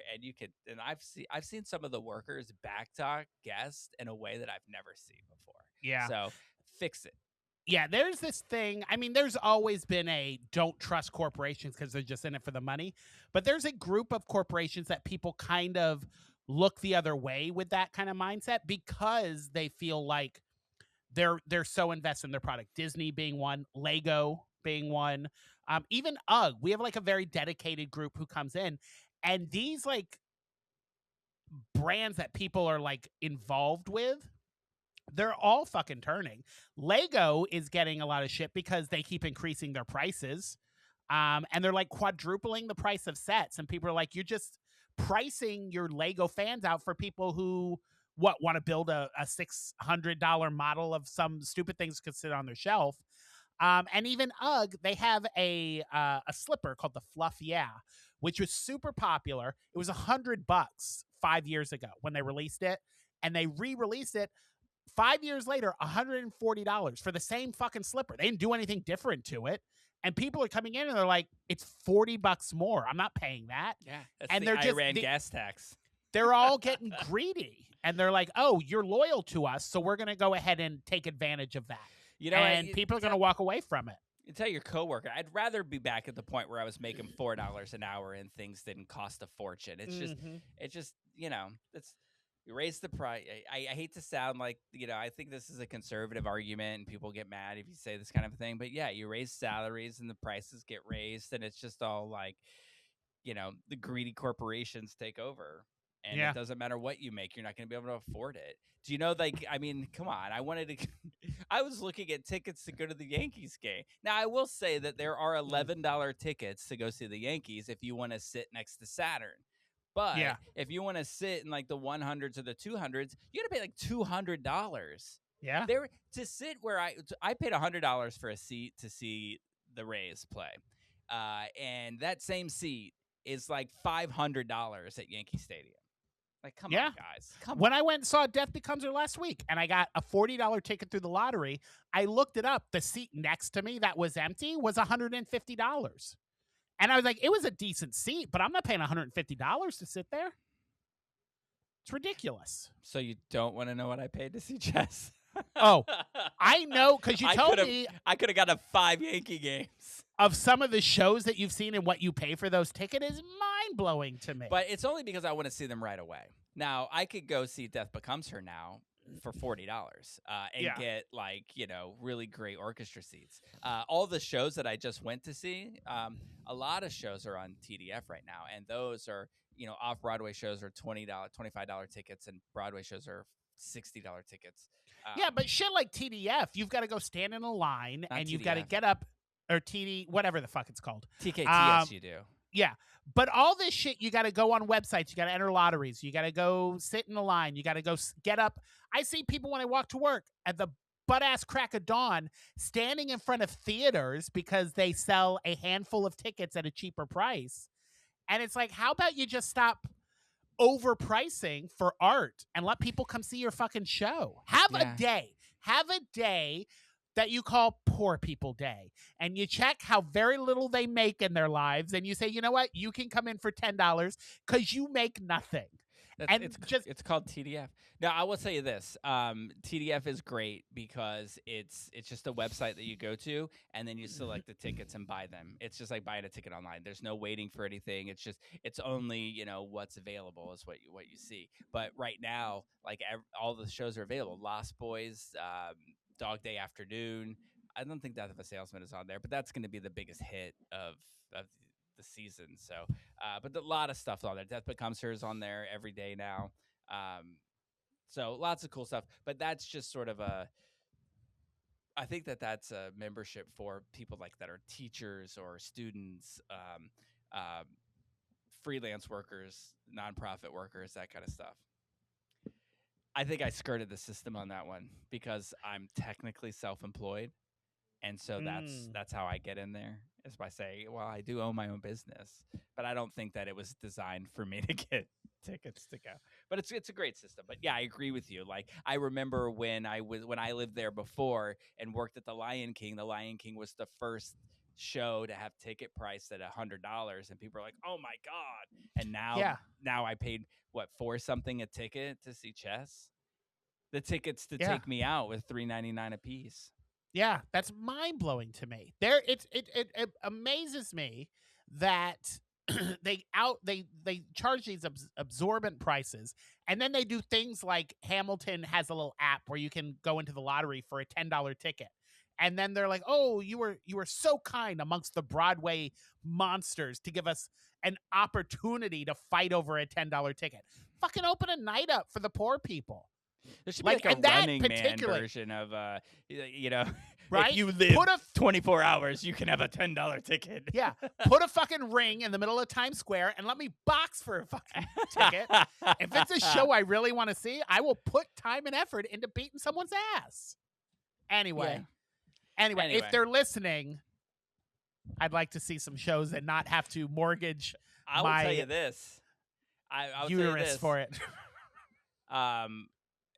$200 a ticket to go see Death of a Salesman at intermission. If I have to go pee, I'd like to do it without locking elbows with the person next to me. Theater world, spend the money and put up a fucking partition. I get irritated at it because it's like, seriously, I don't have to pee into a trough if I'm spending $200 to be in a place. Fancy it up and put like a piece of cardboard in between them or something. You know what I mean? Christ, we have partitions at Macy's. You can do them at your theaters. How far is Macy's from the theater? I could run out at intermission. It depends which theater, but you're looking at probably about 6 to 10 blocks. Also, if your theater seats 16, or no, that's 1,600. Is it 1,600? How many people is that? It's a lot of people. Which theater? The Winter Garden. Is it 1,600? I don't know. I think it might be. Anyway, if it seats a lot of people, have a lot of bathrooms. Yeah. Just saying. I feel your pain, ladies. Keep talking. I'm typing. I don't. You don't what? I don't feel your pain. The lines for the ladies room are way longer. 1,600. Yeah, that's what I thought. One- 1,600. There should 1,000 be more than 4 1,008 bathrooms. seats in the orchestra, 507 in the mezzanine. Maybe more than 4 urinals, huh? Or Yeah. the one that everybody has to stand in a circle in. Although pee I will into. say, if you go see Death Becomes Her, and you are a male or identify as a male, and you're in the mezzanine, the bathroom's right there. So you come out the door, you can get in there real quick. Do you know what Death of a Salesman? I had That's to what I stand did. in line. The line walked up the stairs, across the thing, and down the stairs, and then down to the basement. That's how long the line was. And then I get there, Yeah. and somebody's elbow is propping my penis up so I can pee. And I was like, can't do it. I had to leave. All that time in line. Couldn't do Yeah. it. Ironic, isn't it, that the cheaper seats have the quickest access to the bathrooms? Right? At least the No. poors get something. Note to self. So we did watch a show. We should probably we get to did. that since we're at like yes. 3 hours. Yeah, since we're at 3 hours already. After We this podcast. did watch a show. And you know what? I watched half of it and I was like, that's good enough for the show. And then I was free last night and I was like, you know what? I'm going to finish it. And I'm so glad I did. It's a different show, right? I'm going to call it the Rick philosophy. The Rick philosophy applies to this show Yes. in fold, where it starts strong. In the middle, it gets very wonky. And I'm like, you know what? I don't even know if I want to finish this. And then it finishes so strong that I'm like, I need to see a second season. There is a thing in episode 7 that happens. Yeah. And from that moment on, it's amazing. Yeah. And I mean, it is out of nowhere. Yeah. You're talking I like was like, Game I of thought Thrones I know Red what was Wedding happening. And then it happened. And then the next episode I played, because I thought I knew where it was going. And it did not go there. And I was like, holy shit. And then by the end of the season, I was like, holy shit. Yes. And I need to see the second season. Let's backtrack a second. Back here it up. and So, just say- we haven't even said what show No. it is. We watched Big Mistakes on Netflix, which is they call it a crime comedy. It's a crime comedy series created by Crimey. Dan Levy and Rachel Senote. Do you know who Rachel Senote is? Yeah, she's in Bottoms. She's PJ from Bottoms, yeah. Yeah. So and she's not even in this show. No, which I'm surprised. Like, I'm Yeah. surprised that she didn't play the lead. I thought something must have happened where those two were going to be the leads, and maybe she had a conflict or something. But I didn't look deep into it. But yeah, these two, I thought they would be the stars. But yeah, it's just Dan Levy and different actors. But Rachel Senote created it. Yeah. So it's basically about this family, right? This like dysfunctional family and these siblings that don't get along so well. They find themselves getting tied into a crime family, and they're obnoxious. They hate each other, but they love each other, and they just make poor decisions. And it's just this comedy of errors, and all this kind of craziness shit happens. So that's just sort of the gist. This is what I wrote down at the end of the third episode. I made a note. This is basically the other two with the mob involved. Yeah. It's basically what it is. Or difficult people, right? It's that same sort of thing. And because it's that brother and that. sister that's the main focus, Yeah. but the mother has her own side story that ties into it at the end. Yeah. And then there's the other sibling who's beloved by the mother, just like in the other two. Oh, yeah. It just really is. she's not a superstar pop star. She's just works on her mother's running for mayor of this town they live in, and she's her campaign manager, and beloved by the mother. She does no wrong. And then these other two, the other two are the screw ups, and she's like, why can't you be more like your sister? Yeah. Dan Levy plays I didn't write any of their Nikki. names down, but he's Nikki. Nikki. He's a pastor. He's a gay pastor who's Mhm. out, but his relationship is closeted. His sister is played by Taylor Ortega, who is from Ghost. If you watch that show, I don't, but I did read that she is from Ghost. she is from Ghost. She plays the ghost Joan, who was a 1940s screenwriter, and is Sass, who is the Native American. She helps him lose his virginity in both life and death. So She's that- also she was in Succession for a bit, but for the millennials out there, she was in the Kim Possible live action movie. For those who watched that. I do believe not she was know the what Kim those Possible. words mean. Anyway, the kids out there know what I mean. And they're Oh, like, so- dude, you're cool. So you must have liked this guy, right? So her character, what's her character's name? Morgan.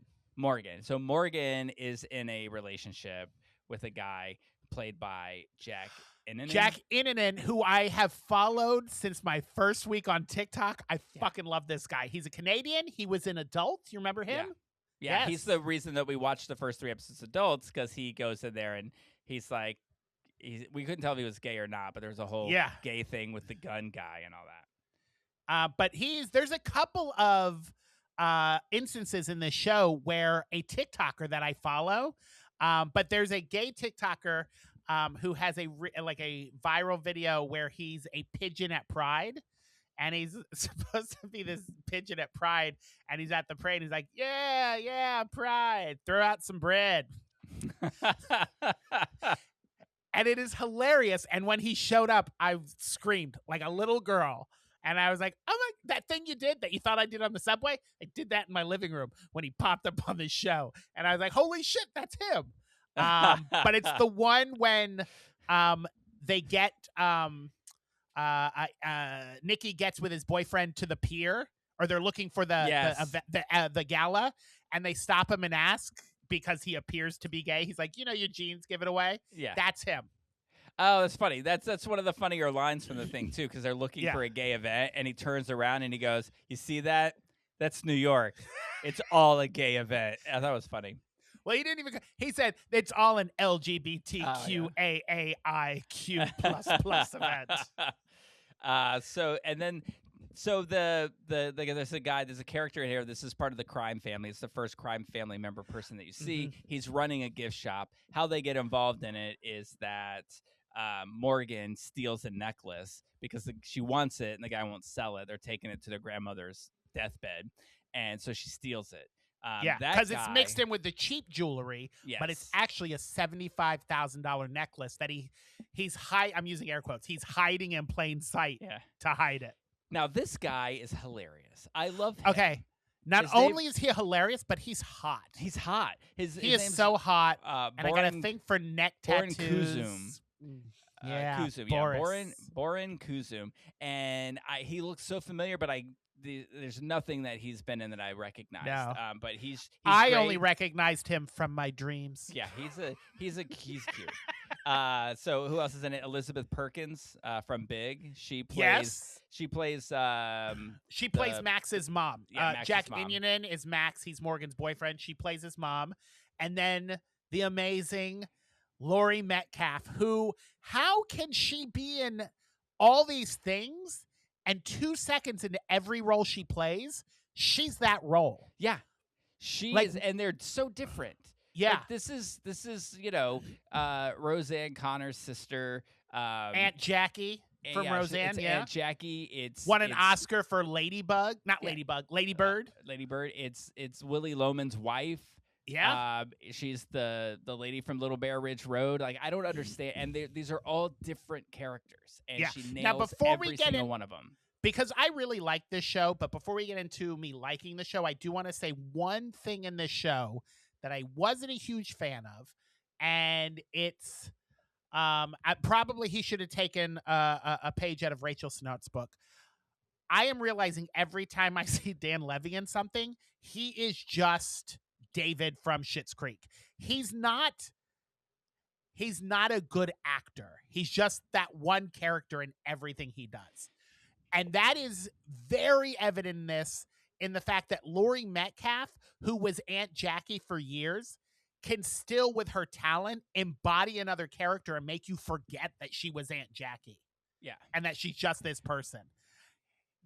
He was driving me nuts to this whole thing because I felt like he was the only weak link in the entire cast. Yeah, I could see. I thought it was he was David without being endearing. Yeah.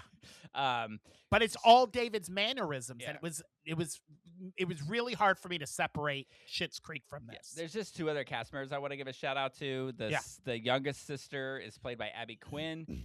You may recognize her. We covered a movie she was in, Knock at the Cabin Door. She was one of the horsemen. Yeah, me and Chris watched that again last week because he had never seen it. So we rewatched it last week, and I think I like it better the second time around. Oh, yeah? Well, maybe It I'll really give holds another up. go. Yeah, it really holds up. And then Nikki's boyfriend, the pastor's boyfriend, is played by Yep. Jacob Gutierrez, who I didn't recognize much of what he did on TV and the big screen, but he was Aladdin on Broadway. So I did a little okay. dive into it, and there's a video of him like during COVID singing "Celebrate Me Home," which is really good. Nice. So he would have been on Aladdin when Michael James Scott was there, Oh yeah.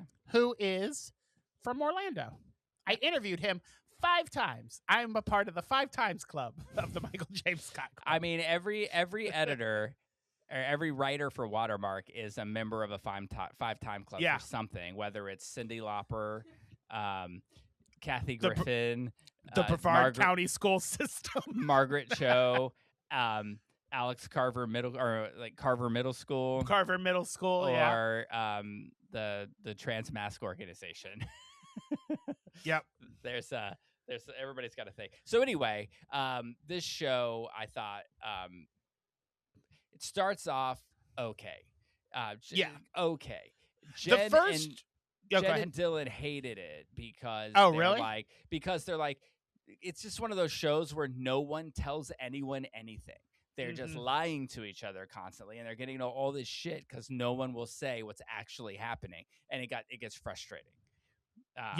I will say the first episode I felt as I was watching, I was like, okay, it's entertaining.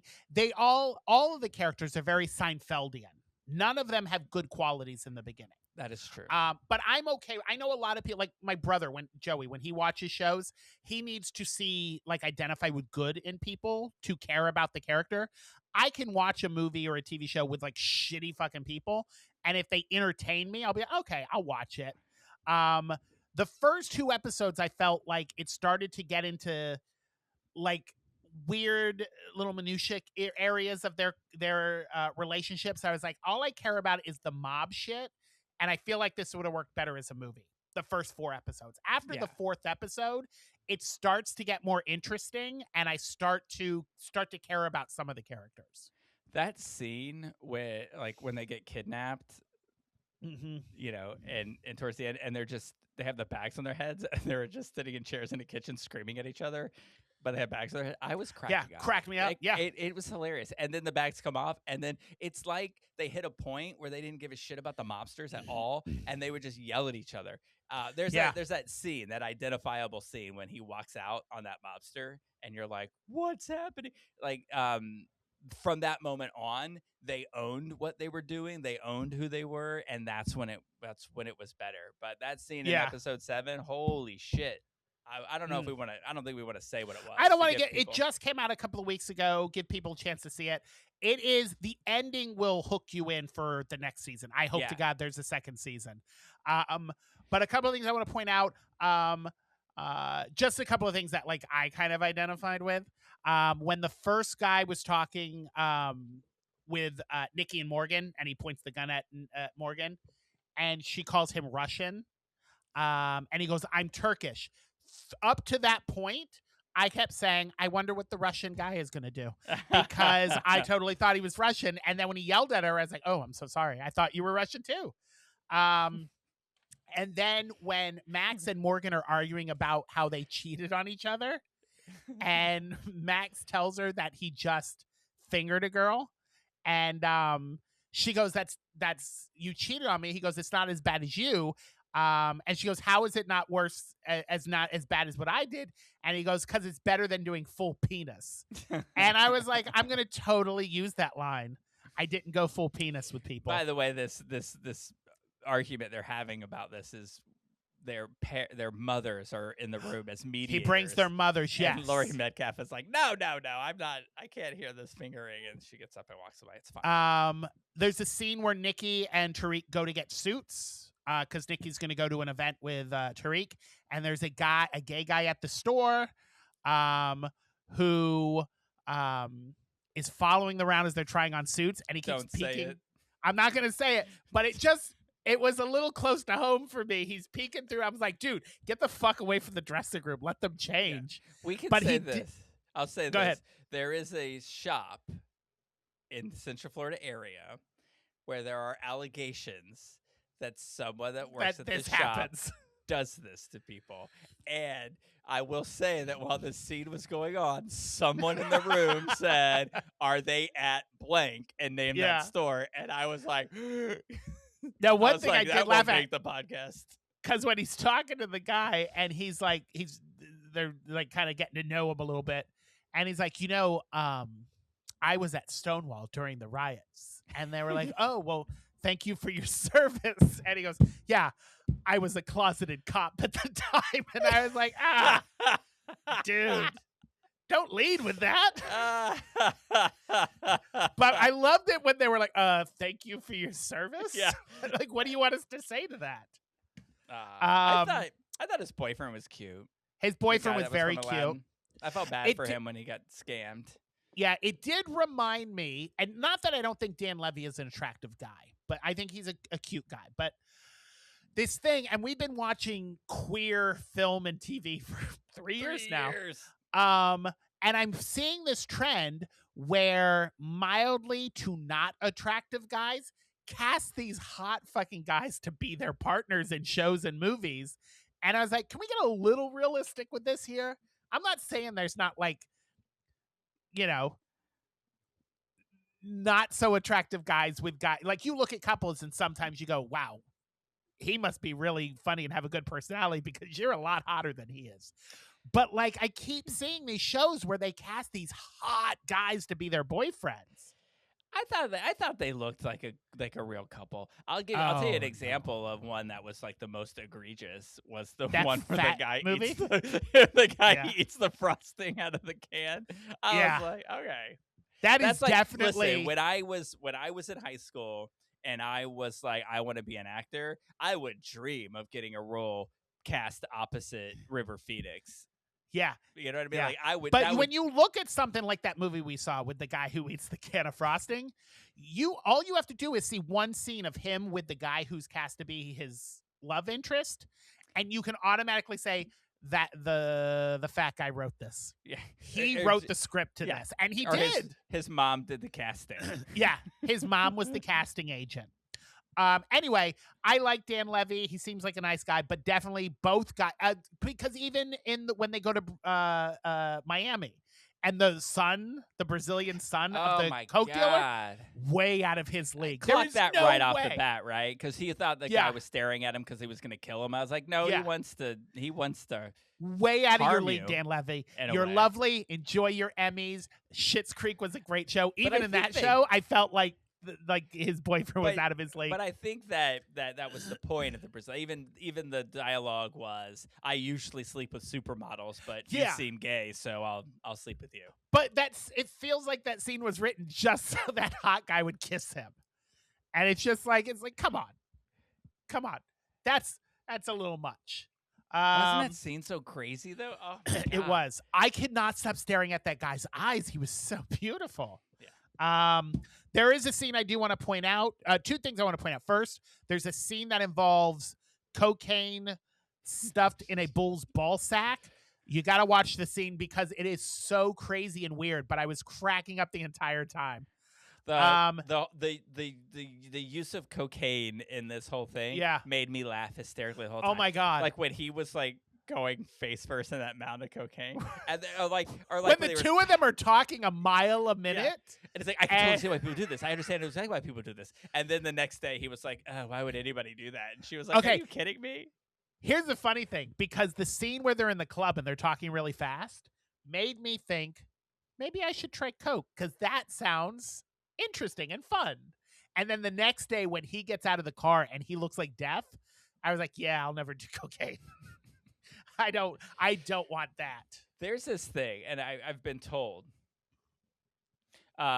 if you want to see like the most realistic depiction of what it's like to do cocaine, watch the scene in Boogie Nights where Roller Girl and Julianne Moore are having a conversation and they're coked up, because it's like it's not glamorous. It's very Yeah. it kind of depicts like you can see they think they're glamorous, but you see that it's not, and the way they behave, it's very fascinating. Yeah. Anyway, Is what it do you grinder or coke? What do you grade this one? What are you gonna grade? You know what? I'll give it 3 grape. Wait a minute. Do we go to 4 or 5? I forgot. 5. I'll go 4. Yeah, I'll go 4. I was 3 until I got to that last episode, and I bumped it up to a 4. And do yourself this favor. Get there.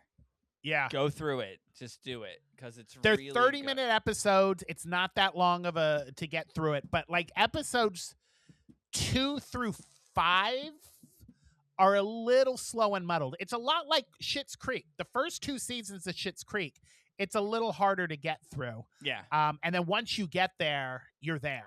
Yeah, it's worth it. I just want to point out that the main line to Watermark rings on my computer, and it hasn't rung in 2 weeks, and it's rung 4 times since we've started recording this podcast. Oh, wow. That's why I was dancing. I was like, bam, bam, bam, bam, bam, bam, bam. I will say one scene really quick that that happened in the show that I was like, it really just points to how disturbing straight people can be.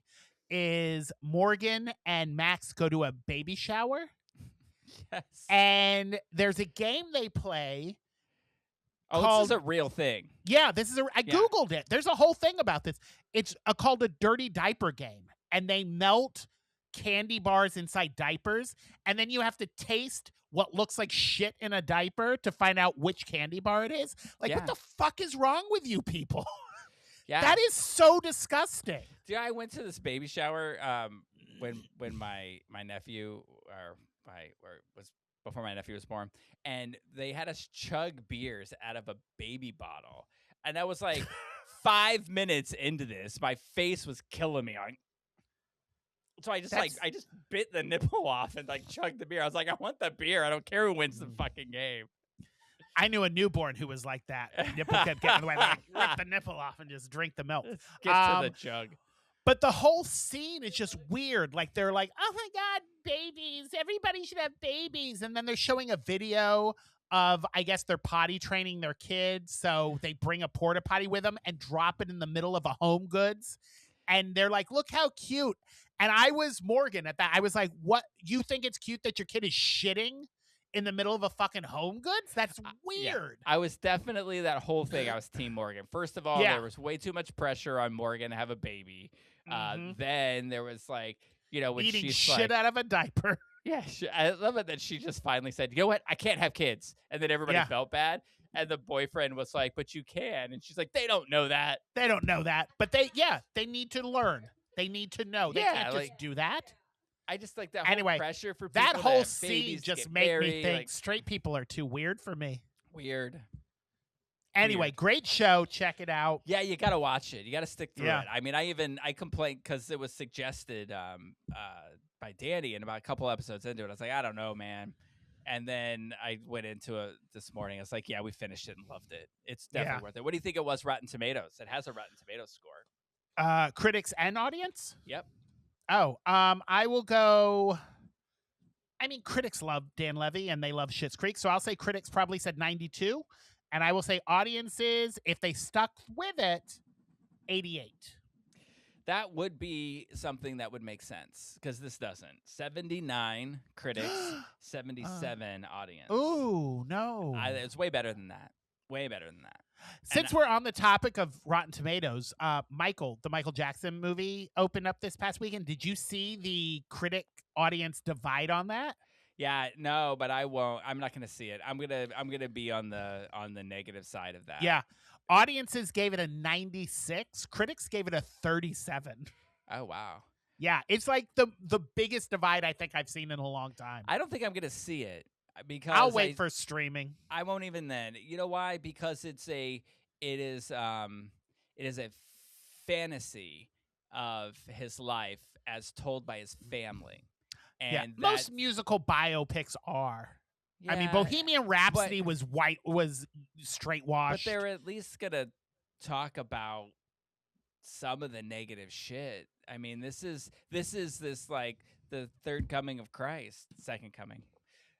Where it's like, like, oh, look at all this amazing, like he's this amazing guy, and like none of the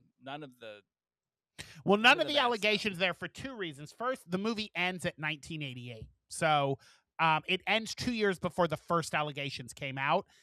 Secondly, it's currently still being litigated in court. So they had filmed scenes involving the molestation accusations, and they had to remove them because legally they cannot show them right. They can't depict them right now. And it isn't Janet Jackson not in it? Janet Jackson, well, that's her fault because she pulled her name from it and refused to be a part of it. Well, that's what I mean. Like how can you even? Same thing with Diana Ross. Diana Ross sent a letter to the film producer and said, "Do not include me in this movie." They actually cast Diana Ross and filmed some of the scenes and pulled them because she sent a cease and desist to them. So that it's just like, what is the story even? It's not even a real story. It might as well be about someone that's not even real. Yeah, I mean, that would if be a you're more a fan of interesting- Michael Jackson, it's mostly about his career of how he got big in the '80s. But yeah, it leaves a lot of the shit you didn't already know, like the music videos and the albums. And some would argue, that's not a fun film. That's not an interesting film. But I mean, it made $100 million its opening weekend, and the audience gave it 96. So some people liked it. Yeah, I just find it interesting that this. Yeah, I just find it interesting. It's one of those things. When you talk about boycotts inconveniencing people, or it's one of those things. Like I like it. Like what if I'm making this up? There's no. Sure. What happens if you find out that Tom Hanks was actually Jeffrey Epstein's best friend and did all these? How dare things? you, sir? How dare you? What are people's reactions going to be? Is it going to be like, oh well, let's pull a hair, or is it going to be like, but it's Tom Hanks, it's okay? You know what I mean? Like, so I feel like, is that what's happening here? Is it's like, oh, that was so long ago and it was boys and it doesn't matter. Like, what's the? Are you talking about the accusation specifically? Yeah. Because I mean, people. I'm not. This is me. I feel like one of those like Fox News people. I'm not saying this. I'm just hearing this. But people who are supportive of Michael Jackson have said he's been acquitted of it. He's never been convicted of anything, and that there is no substantial evidence that he did any of these things. So that if you're looking for something, and this is me, or not me, this is TikTok and Twitter and all that stuff, that if you are actively looking for something against Michael Jackson, then you're racist. So that's what they say. And I'm like, you know what? I'm not even gonna weigh into those waters. I'm just gonna say that I will not see this in theaters. I look forward to their biopic of Kevin Spacey. Oh, it's coming. I'm working on it. Let Let me me take this time to announce my new movie. movie about Kevin Spacey. It starts in 1996 and it ends in 1997. All right. Well, we're going to wrap this up because we're approaching 2 hours. Oh, yeah. Alrighty. Well, we will be back next week with something else to watch and something else to talk about. And until then, the cork is back in the bottle.